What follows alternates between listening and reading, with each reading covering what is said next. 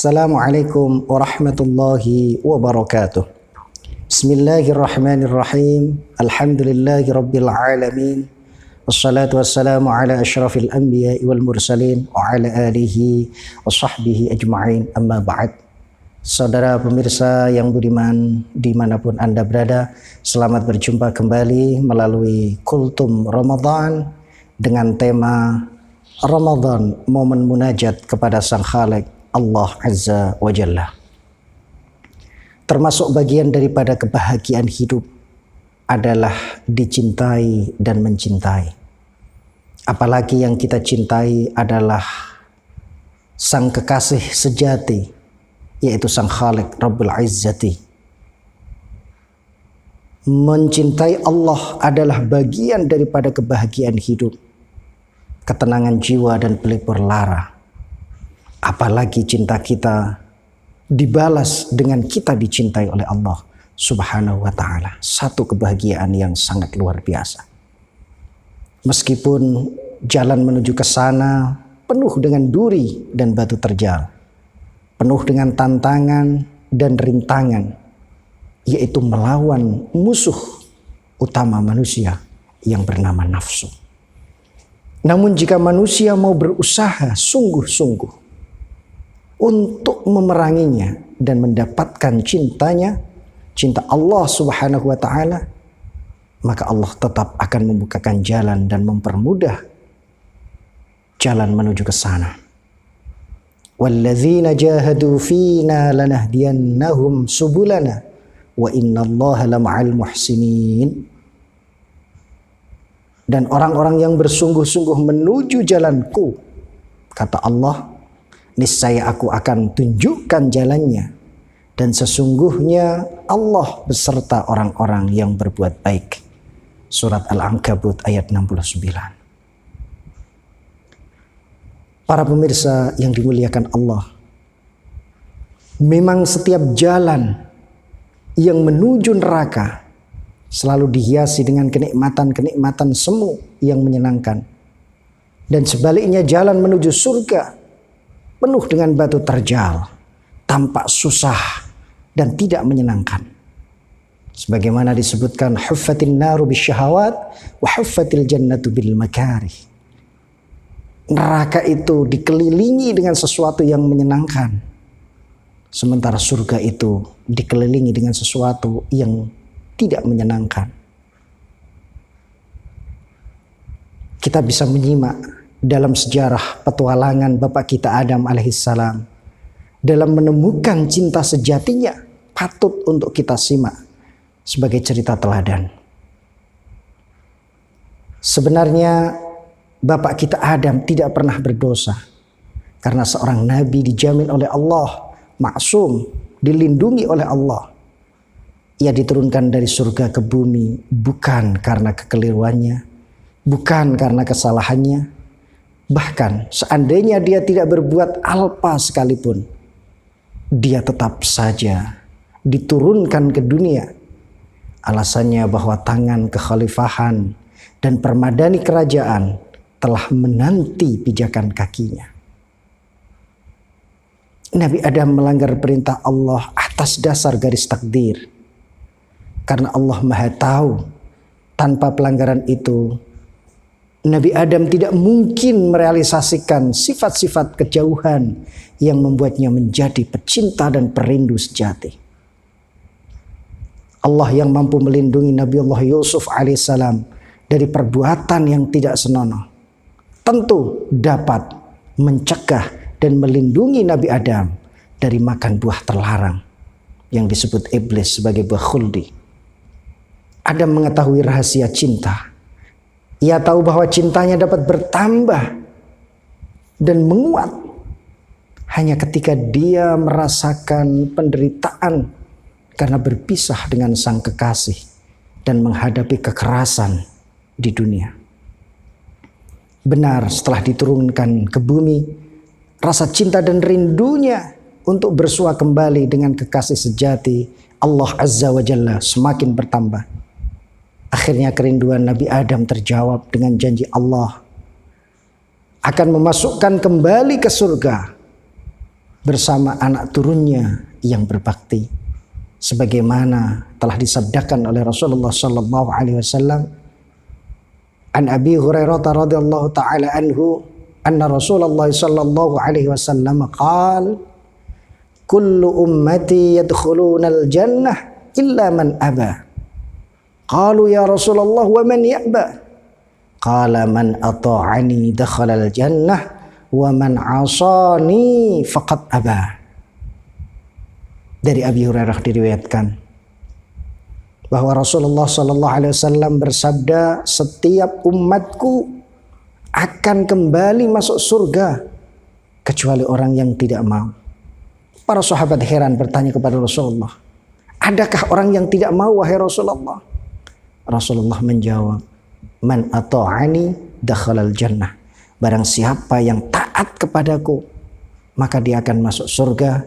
Dan barang siapa yang durhaka kepadaku, maka nerakalah tempatnya. Yang berarti dia faqad aba, berarti dia adalah enggan untuk masuk surga. Wa man asani faqad aba. Barang siapa yang bermaksiat kepadaku, kata Rasulullah, berarti dia enggan, tidak mau masuk surga, alias nerakalah tempatnya. Saudara pemirsa yang dirahmati Allah, keagungan cinta Allah akan sangat terasa di saat manusia mengalami masa kritis. Inilah yang merupakan saat Allah hadir sebagai zat yang harus diajak bicara. Allah hadir menjadi satu-satunya kebutuhan untuk menyelamatkan. Tidak bisa tidak selain Allah. Jika tidak, maka salah, tersesat, tergelincir, bahkan bisa mati konyol. Oleh karena itu, kisah awal hijrah Rasulullah sallallahu alaihi wasallam bersama Abu Bakar menjadi pelajaran yang sangat luar biasa. Ketika masa akhir-akhir beliau di Makkah Al-Mukarramah, para kabilah telah sepakat untuk membunuh beliau dan mengirimkan algojonya pada malam hari itu untuk membunuh Rasulullah sallallahu alaihi wasallam. Sementara Rasulullah berada di dalam rumah hanya bersama Sayyidina Ali, dan setelah tempat tidur digantikan oleh Sayyidina Ali dan berselimut dengan selimut Rasulullah, maka Rasulullah bersiap-siap keluar dari rumah sambil membaca salah satu ayat dalam surah Yasin, waja'alna min baini aydihim sadda wa min khalfihim sadda fa'aghshaynahum fahum la yubsirun. Kemudian Allah selamatkan ketika Rasulullah sallallahu alaihi wasallam keluar dari rumah, tidak ada satupun dari algojo yang ingin membunuh Rasulullah yang dapat melihatnya. Kemudian di persimpangan jalan beliau dipapak oleh sahabat tercintanya Abu Bakar As-Siddiq radhiyallahu taala anhu. Dan keduanya sebelum melanjutkan perjalanan menuju kota suci Madinah Al-Munawwarah, terlebih dahulu keduanya naik ke atas gunung dan masuk ke dalam gua yang disebut dengan Gua Thor. Dan setelah keduanya masuk, Abu Bakar terlebih dahulu memasukinya, kemudian Rasulullah sallallahu alaihi wasallam duduk di pangkuan Abu Bakar. Selang tidak berapa lama datanglah burung merpati bertelur tepat di depan gua. Datanglah laba-laba membuat sarang tepat di mulut gua. Maka ketika ditunggu-tunggu sampai pagi, seorang Muhammad tidak keluar dari rumahnya, para algojo tersebut tidak sabar dan mendobrak rumahnya. Dicarilah Muhammad, dicarilah seorang yang bernama Muhammad, namun mereka tidak menemukan. Dan yang ditemukan hanyalah Sayyidina Ali. Yang ditemukan hanya Khalifah Ali. Kemudian mereka akhirnya mengejar Rasulullah sallallahu alaihi wasallam, mencari jejak-jejak kakinya, dan salah satu di antara orang kafir ada yang sudah sampai di atas gunung tepat di depan mulut gua. Seandainya dia menundukkan kepalanya, pasti dia akan melihat di dalam gua ada orang yang sedang duduk. Namun Allah Subhanahu wa taala memberikan pertolongan sehingga orang kafir tersebut berpikir tidak mungkin ada manusia yang masuk ke dalam gua sementara sarang laba-laba tidak rusak, sementara burung merpati masih asik bertelur di sana. Padahal jika kita renungkan, apa sih kekuatan daripada sarang laba-laba? Sarang laba-laba adalah makhluk yang sangat lemah. Wa inna auhanal buyuti labaitul ankabut. Dan sesungguhnya rumah yang paling lemah ini di dalam Al-Quranul Karim adalah rumah laba-laba. Sesuatu yang sangat lemah, tapi subhanallah menjadi perantara, bisa menyelamatkan Rasulullah Sallallahu Alaihi Wasallam dan Abu Bakar. Itulah jika Allah yang sudah menghendaki, itulah jika Allah yang sudah menolong. Makanya di dalam gua tersebut turun ayat dalam surah At-Taubah ayat 40. Idh yaqulu li sahibihi la tahzan innallaha ma'ana. Sesungguhnya Allah bersama kami. Kata Rasulullah Sallallahu Alaihi Wasallam, ketika itu dia berkata kepada sahabatnya, janganlah engkau bersedih, la tahzan, janganlah engkau bersedih wahai Abu Bakar, sesungguhnya Allah bersama kita. Artinya pertolongan Allah bersama dengan kita.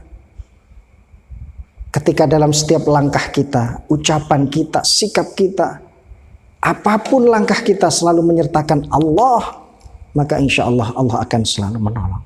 Ini adalah pelajaran yang berharga. Jika kita renungkan apa kekuatan daripada sarang laba-laba, sama sekali rumah yang sangat-sangat lemah dan rapuh kita tonjok dengan satu jari aja sudah hancur. Tapi subhanallah, bisa sebagai sebab melindungi Rasulullah Sallallahu Alaihi Wasallam dari kematian. Wiqayatullahi aghna an mudha'afatin minad duru'i wa an'alin minal utumi. Imam Al-Busairi menyebutkan, jika Allah yang sudah menjaga, maka tidak perlu baju besi yang berlipat-lipat atau benteng yang tebal dan kuat. Kalau Allah yang sudah menolong. Oleh karena itu, di saat-saat manusia sedang genting dan kritis, jangan lari kemana-mana.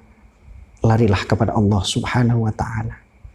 Karena di saat itulah manusia benar-benar membutuhkan kedekatan dengan Sang Khalik, yang apabila suasana itu diabadikan dalam agenda hariannya, maka lama-kelamaan cinta Allah akan melebur dalam dirinya, dan ia akan dapat tersenyum di kala duka, merasakan damai di saat susah, dan bahagia di kala dapat musibah.